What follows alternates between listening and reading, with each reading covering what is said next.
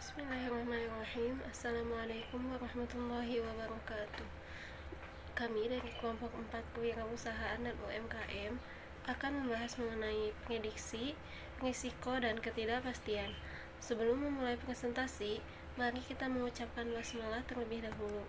Bismillahirrahmanirrahim. Saya Israatus Safa'ah selaku moderator yang akan memandu jalannya presentasi hari ini. Langsung saja kepada pemateri pertama, yaitu saya sendiri.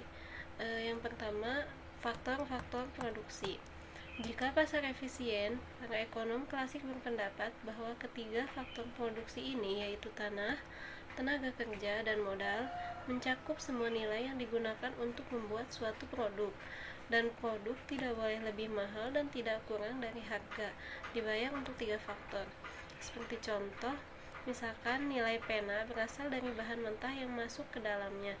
Faktor produksi di sini adalah tanah, dan harga tanah biasanya disebut sebagai sewa. Yang kedua, nilai pena juga berasal dari orang-orang yang benar-benar memproduksinya, waktu, tenaga, dan keterampilan mereka. Faktor ini adalah tenaga kerja, dan harga tenaga kerja biasanya disebut sebagai upah. Nilai pena juga mencakup ide, kreativitas, dan desain para teknolog yang menciptakannya, serta mesin dan proses bisnis yang digunakan untuk memproduksinya. Ini dianggap sebagai modal. Dan harga modal biasanya disebut bunga. Faktor tanah atau sumber daya alam. Dalam pandangan ekonomi klasik, tanah dianggap sebagai faktor produksi penting, mencakup semua sumber daya alam yang digunakan dalam proses produksi. Faktor tenaga kerja. Adam Smith mengatakan bahwasanya tenaga kerja itulah satu-satunya faktor produksi, karena dengan tenaga kerja manusia dapat merubah apa yang terdapat dalam alam. Dan yang ketiga, faktor modal. Ilmu ekonomi sekuler yang dipelopori Adam Smith memandang modal dalam dua aspek, yaitu yang pertama, modal yang menghasilkan barang-barang sehingga dapat langsung dikonsumsi atau dipakai dalam produksi. Modal seperti ini disebut modal produktif. Yang kedua, modal memberikan penghasilan pada pemiliknya.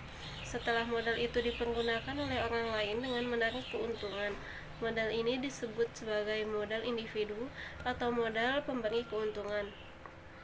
Sedangkan pada awalnya, faktor produksi dibagi menjadi 4 kelompok, yaitu tenaga kerja, modal, sumber daya alam, dan kewirausahaan. Yang selanjutnya, faktor produksi keempat, pengusaha.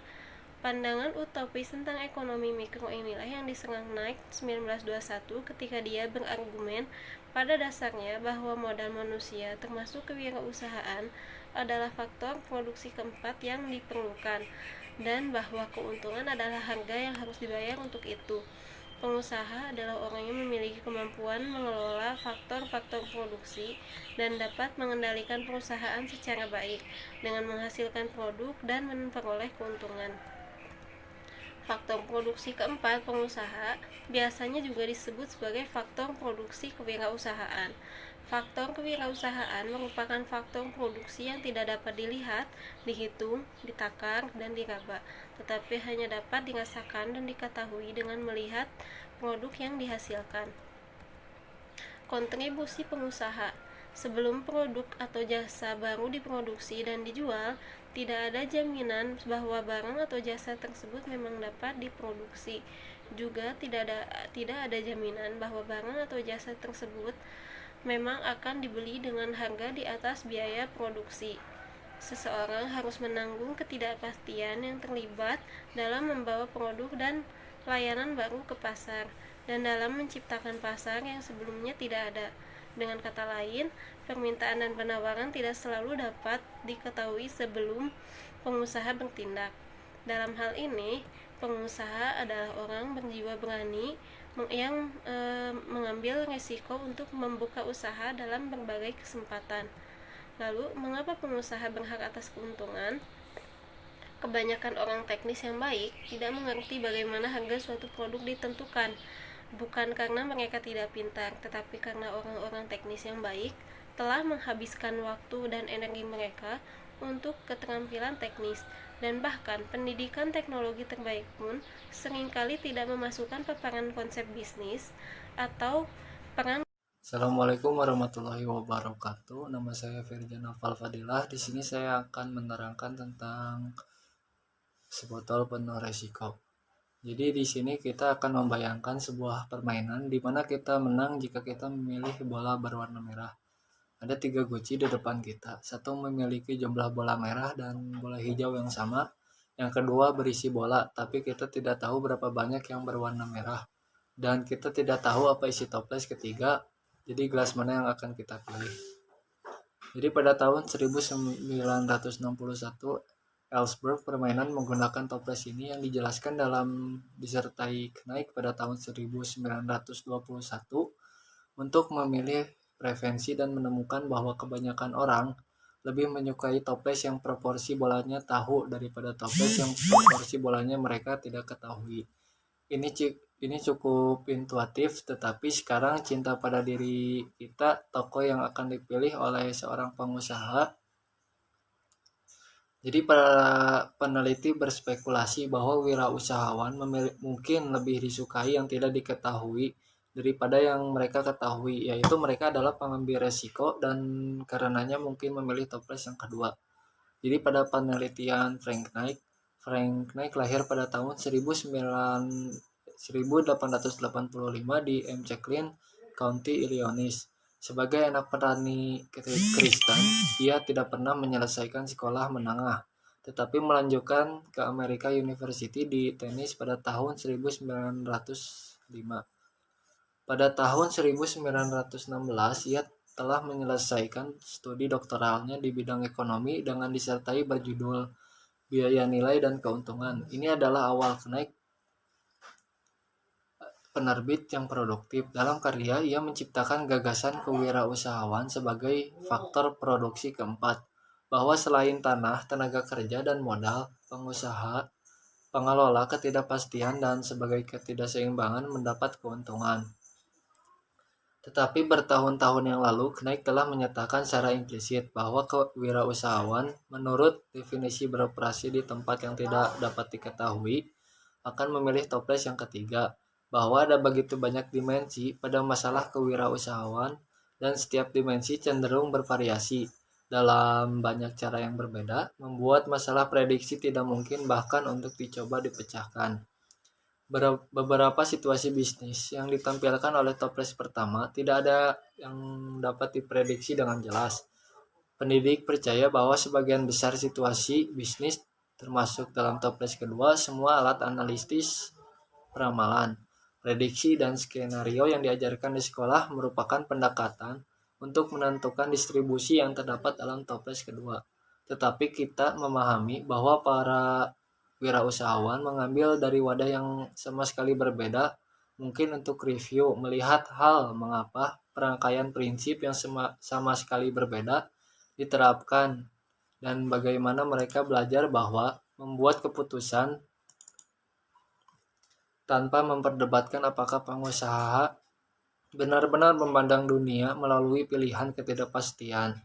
Mari kita cinta pada diri kita sendiri. Apakah contoh baik dari ketiga jenis tersebut? Setelah kita cukup menjelaskan, membuat, dan memahami cara bermain dengan gagasan ini, kita dapat mulai berpikir tentang bagaimana membuat keputusan dan bertindak dalam menghadapi ketidakpastian yang sebenarnya. Mungkin cukup sekian materi yang bisa saya sampaikan. Terima kasih. Pengertian prediksi. Prediksi adalah suatu proses memperkirakan secara sistematis tentang sesuatu yang paling mungkin terjadi di masa depan, berdasarkan informasi masa lalu dan sekarang yang dimiliki. Agar kesalahannya, selisih antara sesuatu yang terjadi dengan hasilnya, perkiraan dapat diperkecil. Prediksi tidak harus memberikan jawaban secara pasti kejadian yang akan terjadi, melainkan berusaha untuk mencari jawaban sedekat mungkin yang akan terjadi. Herdianko, 2013.28. Pengertian prediksi sama dengan ramalan atau perkiraan. Menurut Kamus Besar Bahasa Indonesia, prediksi adalah hasil dari kegiatan memprediksi atau meramal atau memperkirakan nilai pada masa yang akan datang dengan menggunakan data masa lalu. Prediksi menunjukkan apa yang akan terjadi pada suatu keadaan tertentu dan merupakan input bagi proses perencanaan, dan pengambilan keputusan. Prediksi bisa berdasarkan metode ilmiah ataupun subjektif belaka. Ambil contoh, prediksi cuaca selalu berdasarkan data dan informasi terbaru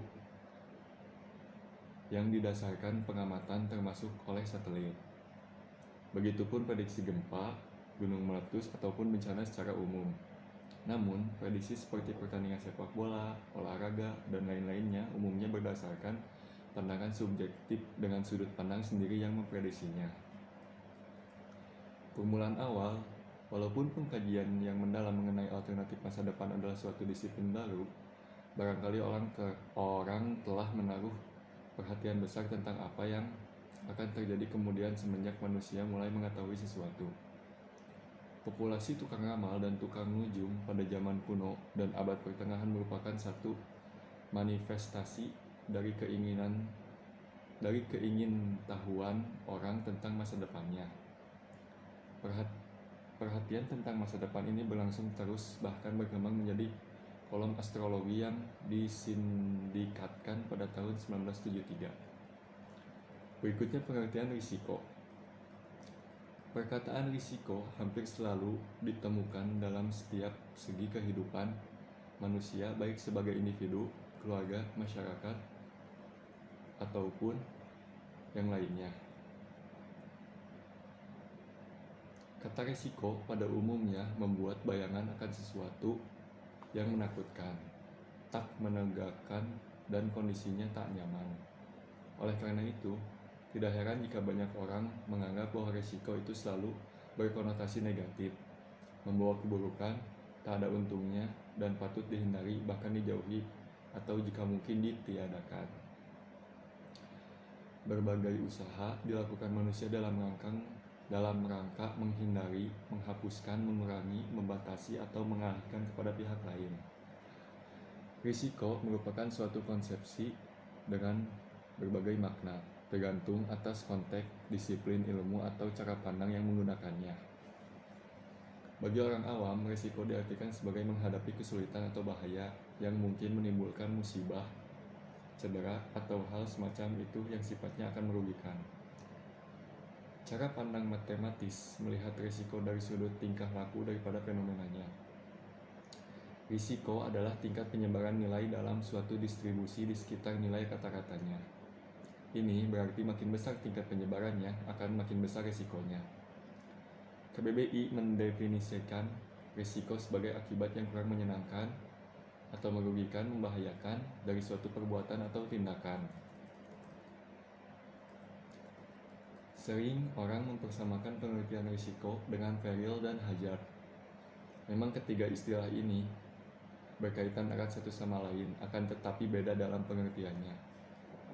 Peril adalah suatu peristiwa yang dapat menimbulkan kerugian, sedangkan hazard adalah keadaan yang dapat memperbesar kemungkinan terjadinya suatu peril. Komponen risiko.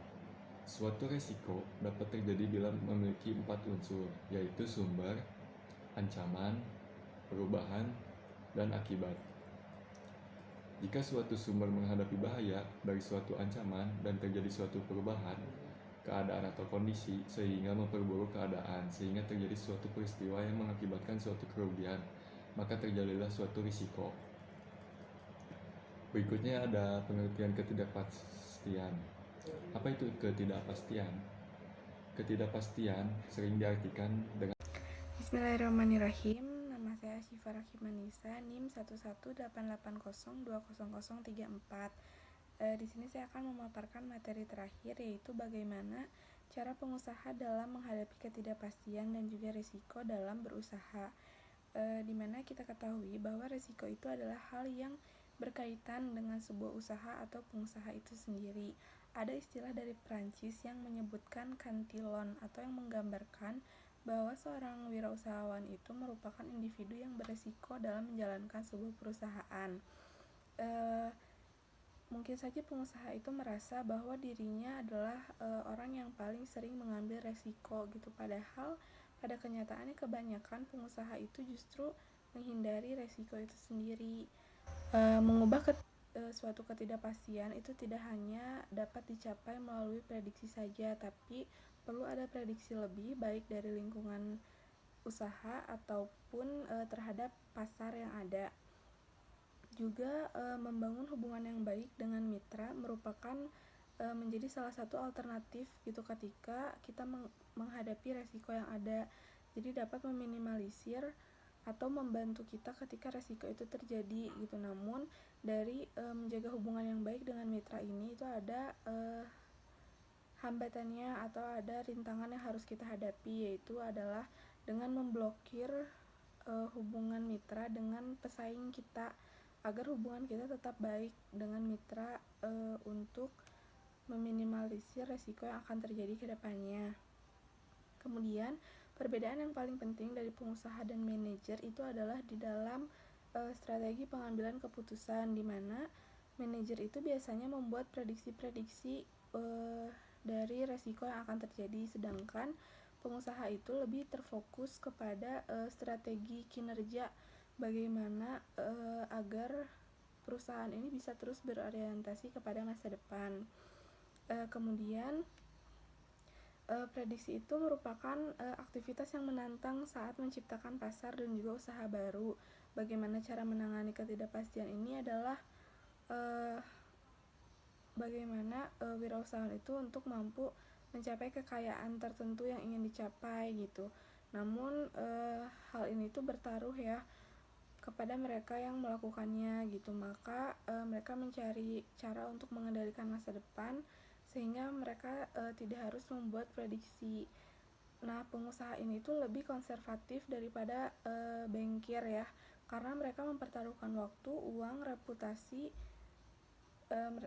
mereka sendiri untuk bagaimana merancang usaha yang akan mereka jalankan dengan berorientasi kepada masa depan. Sekian yang dapat saya jelaskan, kurang lebihnya mohon maaf. Wassalamualaikum warahmatullahi wabarakatuh.